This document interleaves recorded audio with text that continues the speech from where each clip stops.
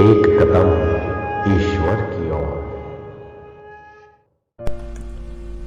उत्पत्ति प्रकरण 17वां सर्ग। कर्कटी का क्रमशः शरीर की सूक्ष्मता पूर्वक 2 सूचिकाओं के रूप में गमन वर्णन और उसका प्राणियों के शरीर में प्रवेश वर्णन।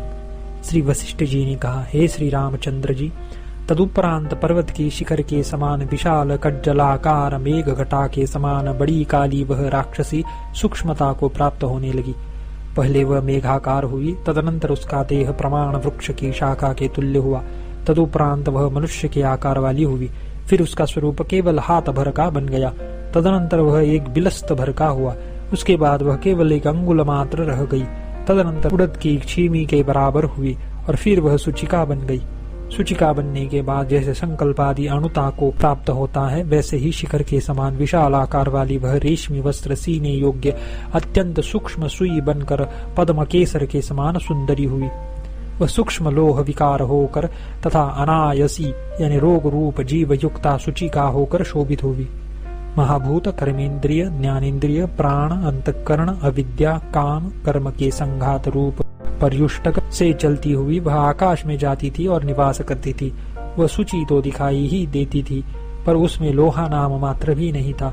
अनेक भ्रमों के बीच में उसका यह स्वरूप स्वल्प सूची रूप से दिखाई देना भी एक प्रकार की भ्रांति ही थी। मन के मनन से यानी भावना से युक्त यह सूची सूर्य किरणों के भीतर में प्रवेश करने से सुंदर रत्न सूचे के समान और वैदूर्य मणि की किरण लेखा के समान चिकनी दिखाई देती थी। वह पवन से उड़ाई गई काजल के मेघ के पिंड की लेखा के समान थी। उसके शरीर के अनुरूप छोटे मस्तक में अत्यंत छोटे छोटे सुराखों में स्थित नेत्रों की स्वच्छ ज्योति रूपी कनिनिका विराजमान थी। सूक्ष्म पुच्छाग्र से अनुमुख की प्रसन्नता पूर्वक वरदान से प्राप्त होने वाले अत्यंत अभिष्ट अपने सूची रूप के लिए पूर्व के अपने विशाल शरीर की निवृत्ति हो, इसलिए मानो उसने पहले मुनि की तपस्या की थी। दूर से देखने पर खूब प्रकाशित हो रहे नेत्रों की संधि का ज्ञान न होने से एक दीप के समान देखी गई वह सूची रूप शरीर का दर्शन न होने से केवल आकाश रूपता को प्राप्त हुई थी। पहले विपुल देहावस्था में जो आकाश उसने निगल रखा था, देह में स्थित उस आकाश का सूक्ष्म शरीर की प्राप्ति होने पर अपने मनोमुख से मानो वमन कर रही थी। टिमटिमाती हुए नेत्रों से दृश्य वह दूर दूर फैले हुए दीपक की किरणों के समान सूक्ष्म थी। अतएव बड़ी एकाग्रता के लिए जिन्होंने अपनी आंखें अत्यंत संकुचित कर रखी थी, ऐसे देखने वाले की दृष्टि से वह दिखाई देती थी। तुरंत स्नान करने से पृथक पृथक हुए बालकों के केशों के समान उसका विलास था। बाह्य संचार करने के कौतुक से मृणाल को तोड़ने पर उसके बीच से निकले हुए तंतु के समान और मूलाधार से ब्रह्मरंध्र का भेदन कर बाहर निकली हुई सूर्य मंडलाभिमुख होकर स्थित ब्रह्मनाड़ी की यानी सुषुम्ना नाड़ी की तरह वह उस समय सुंदरी प्रतीत होती थी। उसकी चक्षु आदि इंद्रिय शक्तियां प्रत्येक नियत स्थान में स्थित थी, मानो उसका लिंग देह जो ही बाहर सूची के आकार में स्थित था।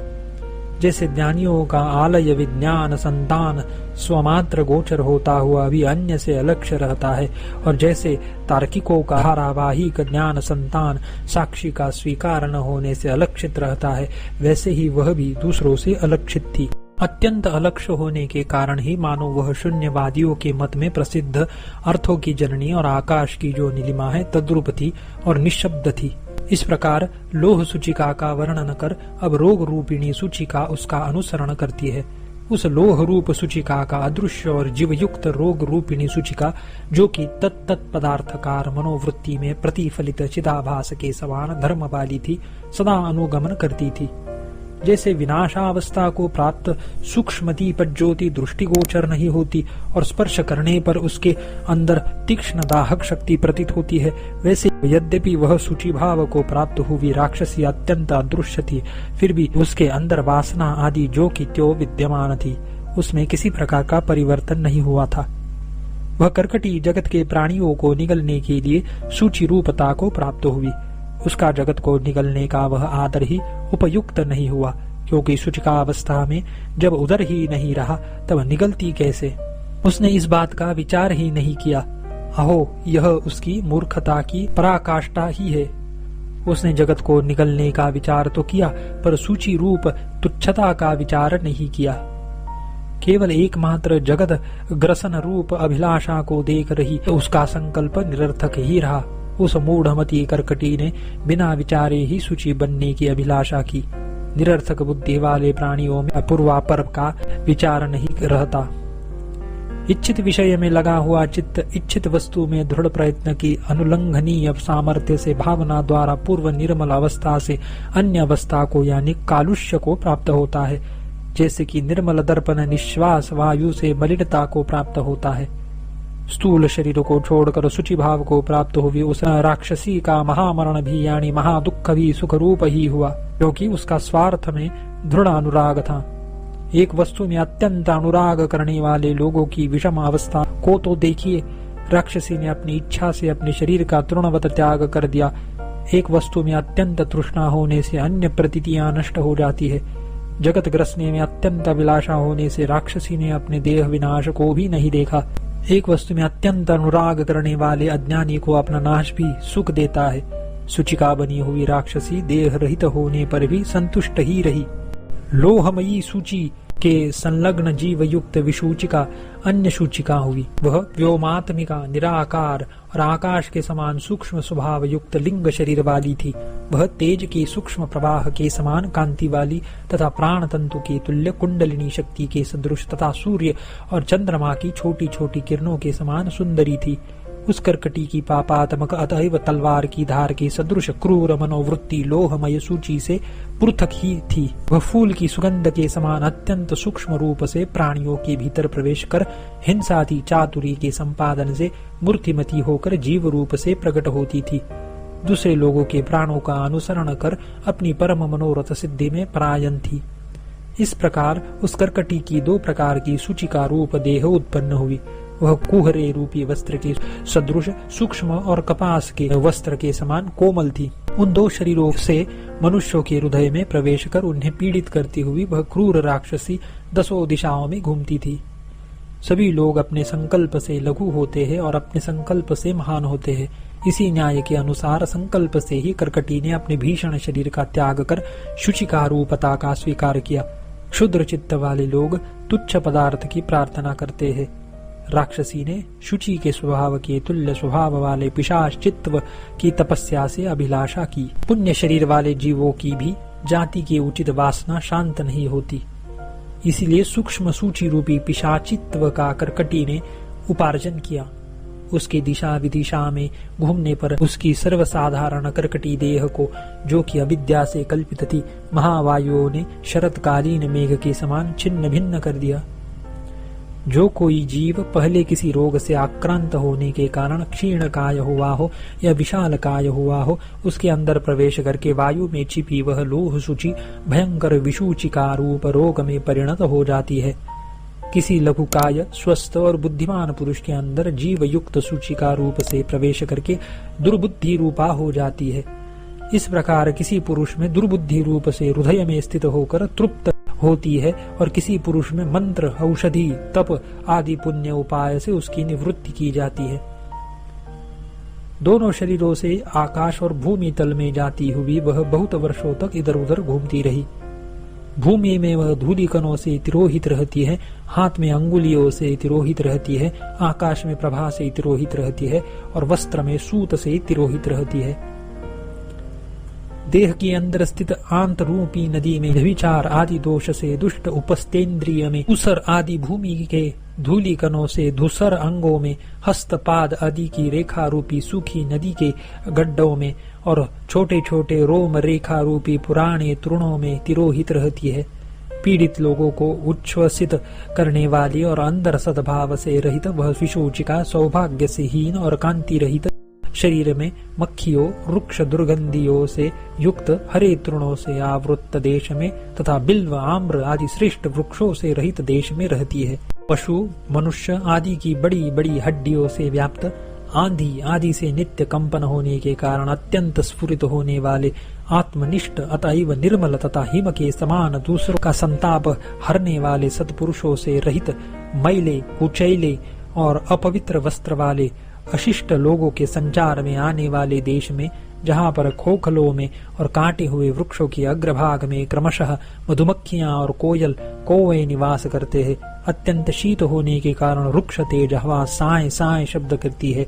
अतएव कंप के कारण अंगुली रूपी शाखाएं चंचल रहती है तथा जहाँ पर घनीभूत कोहरे का संचार रहता है, ऐसी स्थानों में जिनकी अंगुलियां कटने के कारण व्रण पूर्ण है, ऐसे लोगों के निवास स्थानों में जहाँ पर हिमकण पिघलते रहते हैं, लोगों के पैरों के चिन्हों में युक्त स्थान में, बामियों में, पर्वतों में जहाँ पर जलभ्रांति होती है, ऐसे मरु प्रदेशों में, नख प्रधान बाघ भालू आदि में तथा अजगर आदि में, भीषण जंगलों में जहाँ पर इधर उधर भाग रहे अत्यंत भयभीत और जुओं से गर्हित बटोही लोग रहते हैं, उन प्रदेशों में कुत्सित स्वरूप वाले एवं सूखे हुए शरीर वाले पिशाच आदि से पान के बीड़ों के समान चबाए गए पुराने पत्तों से भरे हुए और दुर्गंध युक्त जल के गड्ढों में, जिन मार्गों के बीच में कुल्या यानी नहर आदि के गड्ढों में रहते हैं, शीत वायु से पूर्ण पथिकों के विश्राम स्थानों में, चबाए जुओं के पेट में स्थित मनुष्यों के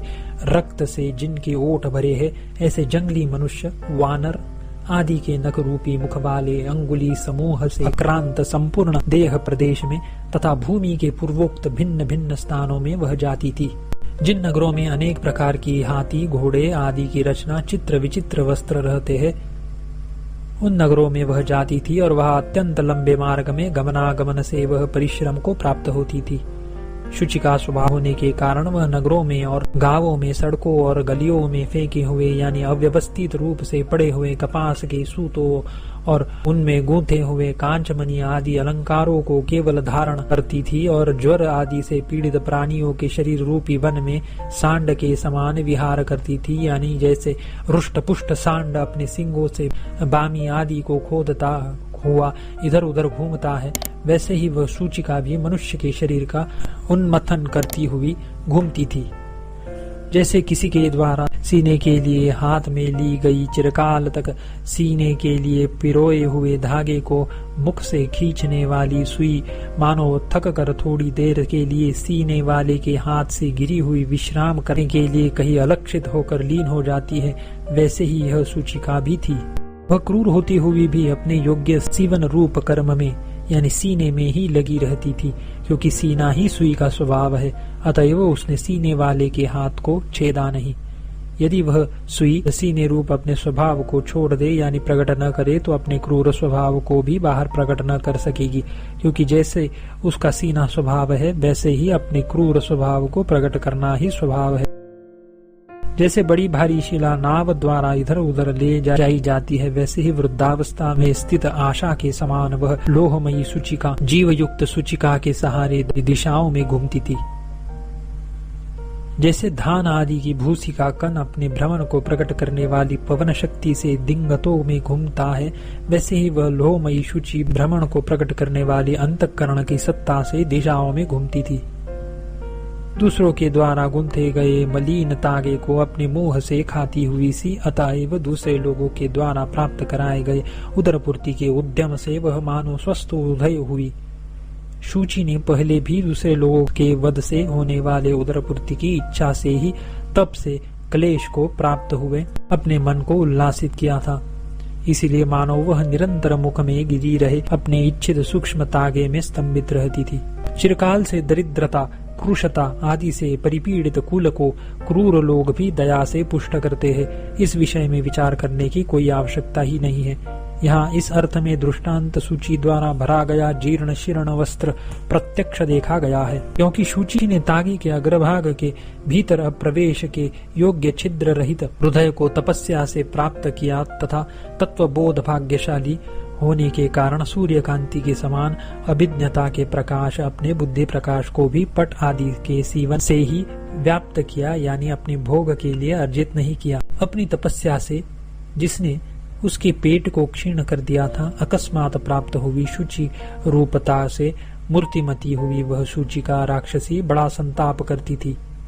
यद्यपि उसको पश्चाताप हुआ था, तथापि नदी के प्रवाह के वेग के तुल्य अपने राक्षस स्वभाव से और प्रकृत सूची भाव से भी, जिसका प्राणियों में वेधन में आग्रह था, प्राणियों के वेधन के लिए ही अपने स्वभाव के अनुरूप प्रचारित पहले उद्यत की गई और फिर व्यवहार में लाई गई वह भी वह वेद को करती ही थी। जैसे पुत्र कलत्र आदि में दीर्घ वासना रूप तंतु मरण के समय में उद्बुद्ध होकर तत्त वासना के अनुसार स्त्री आदि शरीरों में जीव चेतना को संचारित करता है, वैसे ही यह सूची भी निपुण वेधन से तत्त वस्त्रों में सूत्र को संचारित करती है। इसलिए वस्त्रों में दर्जी द्वारा वेद पूर्वक चलाई जा रही वह उनके नेत्रों के सामने अपने मुख को वस्त्र में छिपाकर दौड़ती सी देखी जाती है। पिशून या चुगलीखोर, चोर आदि दुर्जन लोग अपने मुख को दिखाए बिना ही परम मर्म भेदी होते हैं। अतः उसने भी यह जो काम किया वह दुष्टों का सा ही है। किसी समय गले में लटकाए गए दुपट्टे के सूत में पिरोई गई वह अपने छेद रूपी नेत्र से स्त्रियों का मुख इनका कैसे भेदन करूं, इस अभिप्राय से देखती है। जो लोग क्रूर होते हैं उनकी एकमात्र यही अभिलाषा रहती है। वह मृदु और स्निग्ध कौशेय वस्त्र में तथा कठिन और रुक्ष क्षौम वस्त्र में यानी वल्कल में तुल्य वृत्ति से प्रवेश करती है। कौन मूर्ख गुण और अवगुण का विचार करेगा। अंगूठे की अंगुले से दबाई गई और लंबे सूत्र को धारण कर रही वह सूची भीतर न समा रही आंतड़ियों को बाहर उगलती हुई सी दिखाई देती है। सूत में पिरोई गई तीक्ष्ण भी वह सूची सरस और निरस सभी पदार्थों में हृदय शून्यतावश विशेष का अवधारण न करती हुई अतएव रसास्वाद से रहित होकर शुचि स्वभाव से ही घुसती है। निष्ठुर भाषण आदि शब्द न करती हुई भी वह मुख में तागे से गूंथी गई है। अन्य को संताप देने में समर्थ होती हुई भी वह स्वयं ही संताप युक्त बुद्धि से युक्त है। सुवेदिता यानी छिद्र युक्त होने पर भी वह हृदय रूपी छिद्र से रहित है। जैसे कोई राजपुत्री भी अभागिनी हो जाती है वैसे ही यह भी अभागिनी हो गई।